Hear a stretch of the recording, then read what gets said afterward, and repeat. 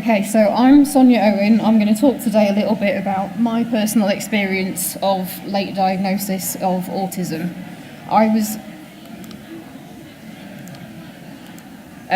was diagnosed at the age of 26, which in the grand scheme of things might not seem that late to receive a diagnosis, especially given more and more people are being diagnosed into their 50s, 60s and beyond. But it was late enough to have a significant impact on my life. I knew from an early age that something was different about me. I went to a primary school so small that the entire year group consisted of 10, 15 maximum children. So it was a case of everyone knowing each other, getting along with each other, apart from me, that is. The steps of the mobile classroom we had were my little perch for sitting by myself at playtime and watching the other kids playing.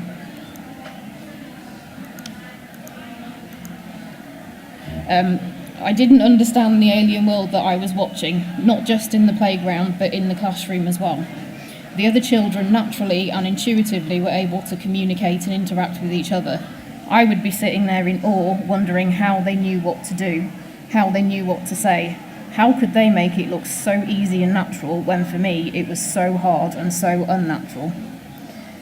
Occasionally, I would try and join in. I did want to be around people and to have friends. I just didn't know how to.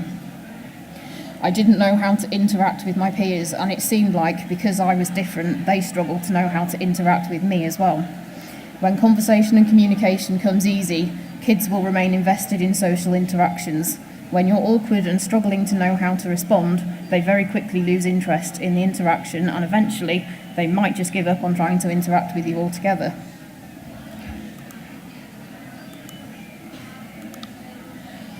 I grew up with lacking understanding of myself, but also understanding from the people around me. I was just known as the painfully shy child. Every school report without fail called me shy, and I was also known as the shy one within my family. If I had £1 for every time the words quiet and shy were used to describe me growing up, I'd be a very rich woman by now. I frustrated my mum a lot. She struggled to understand why I wasn't out playing with friends. She would keep telling me how she was always playing out with friends when she was a kid, and how you need friends to be happy. She was forever pushing me to try and make friends, with all the best intentions in the world, but it actually caused problems. I would get frustrated and upset at my mum's insistence because she was inadvertently pushing me toward a scary alien world that I didn't know how to navigate, and my mum would get frustrated that I just wouldn't do it. I say wouldn't because I think the consensus at the time was that it was a case of wouldn't, because as far as everyone was concerned, there was no reason that I couldn't. Not having a diagnosis meant there was no understanding of my social interaction and social communication issues. The assumption was that, being shy, I just needed to be pushed to make friends. That if I was pushed into a situation where I could interact with people, my confidence would grow and I'd gradually come out of my shell and stop being so shy. In reality, putting me together with another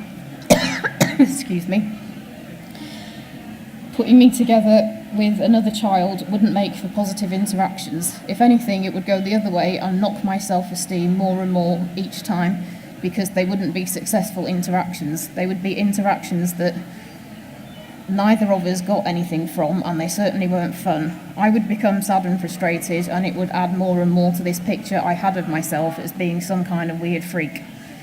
Why did I have this picture of myself?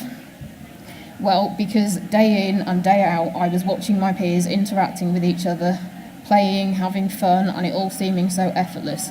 At home, I was watching my brother do the same with his friends, yet I was alone.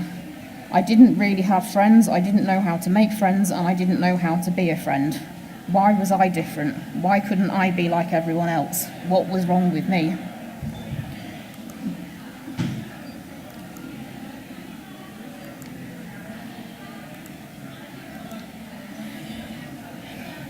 My lack of any kind of diagnosis really became a problem in secondary school. It was a problem both in terms of peer relationships and my learning. I was constantly bullied. I was called names. I got teased. I got laughed at for things I said and mannerisms I had. I got pushed around, slapped, hit, and someone even used a compass to stab me in the head 3 times. I was different to everyone else. I knew it and they knew it, and they had no tolerance for me. I had no friends and I felt invisible. I felt so alone that it hurt more than I could ever describe to you. By the age of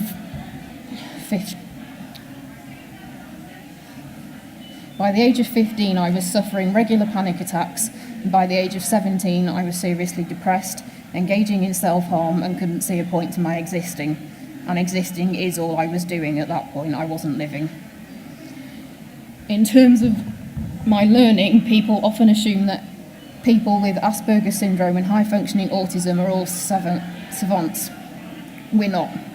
I'm a bright girl with an above-average IQ, but I'm no savant. I struggled academically. As part of my Asperger's syndrome, I have a weak executive function and I have processing issues. I have difficulty organising myself and organising tasks, and I have difficulty maintaining my concentration. I struggle with both visual and auditory processing, and I struggle with large volumes of text on a page. I also struggle to follow verbal explanations and instructions. All this combined could mean that I wasn't following information being given by the teachers, that I wasn't understanding what I had to do when being set a task because I wasn't taking it in, that on the occasions where I did know what to do, I couldn't organise my thoughts to be able to get things written down. I can remember an instance where I was in year 11 and there was a concept in science that we were supposed to have been learning all year long. But in trying to revise for my GCSEs, I realised I had no idea at all what it was about. I went to a different science teacher, asked for help. She invited me to sit in her classroom and gave me tasks to do, thinking I'd at least know some things, and she could help in the areas it became apparent I was struggling. She left me for 40 minutes whilst teaching a class, came over to see how I was getting on, and she was flabbergasted to find that I'd done nothing, and even more so when she asked why, and I said I didn't know what the concept was and I had no idea how to do the calculations. I'd gone through a year's worth of science lessons and had essentially completely missed an entire key concept because of my processing difficulties, and somehow my actual science teacher hadn't noticed. Go figure. Having Asperger's syndrome or high-functioning autism does not mean that you're a genius who will get straight A grades in school. Learning and academics can be really tough.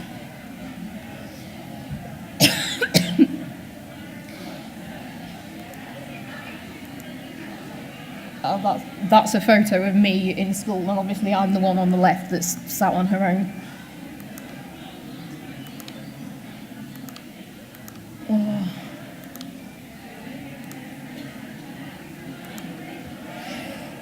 Okay, right. Having worked as a teaching assistant in a secondary school for 9 years, I've seen what a difference having a diagnosis can make. I worked with a number of children with autism and saw the provisions I got. I saw the support that was there for them. I saw what can happen for children with autism if that support can be put in place. Things like classroom support to ensure they had all the information and instructions, reduce timetables to play to their strengths and avoid overload situations. Don't get me wrong, I know getting such provisions is not easy, even with a diagnosis, and in fact is only getting more and more difficult with council funding cuts and such. But without a diagnosis, it's impossible.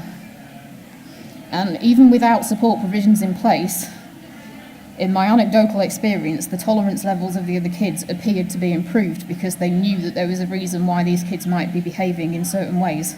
They still didn't understand it, but they seemed to be less inclined to pick on them for it. Like I say, this obviously isn't the case for everyone. There are still kids with a diagnosis that struggle to get provisions, that struggle at school, that get bullied. I'm not for a second saying a diagnosis solves everything. I just can't help but wonder how things might have been different if my teachers had known I was autistic, if my peers had known there was a reason for my being the way I was. It would have at least given my mum the grounds to fight for support or fight to get me into the school she wanted to send me to. She knew I wasn't coping in school, but with no clear diagnosis, there was little she could do.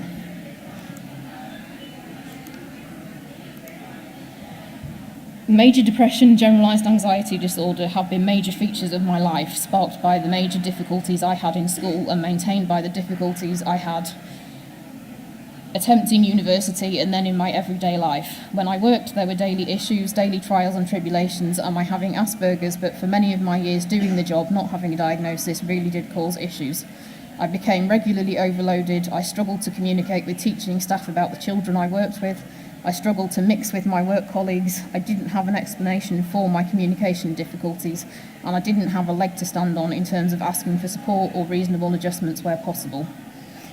I also went through trials and tribulations with my family, who struggled massively to understand me, always feeling like the outsider, being bullied by my siblings, constantly butting heads with my mum about why I didn't have friends and a social life, but also about things like wanting to be in my bedroom, wanting to spend time on my laptop.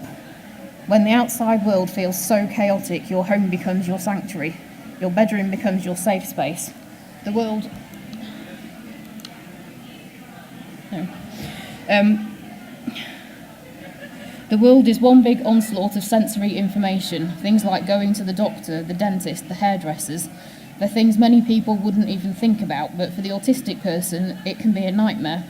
Taking the hairdressers as an example, you get there and have to communicate to establish the fact you have an appointment and who it's with. More often than not, the lighting in salons is harsh. There can be other hairdressers, each with their own client, having their own conversations. There can be hairdryers going, the radio or some sort of music normally playing in the background, and you then have to sit in a chair wearing a plasticky cape and let someone else constantly touch your hair, whilst having to try and make small talk as you attempt to answer questions thrown at you about anything and everything.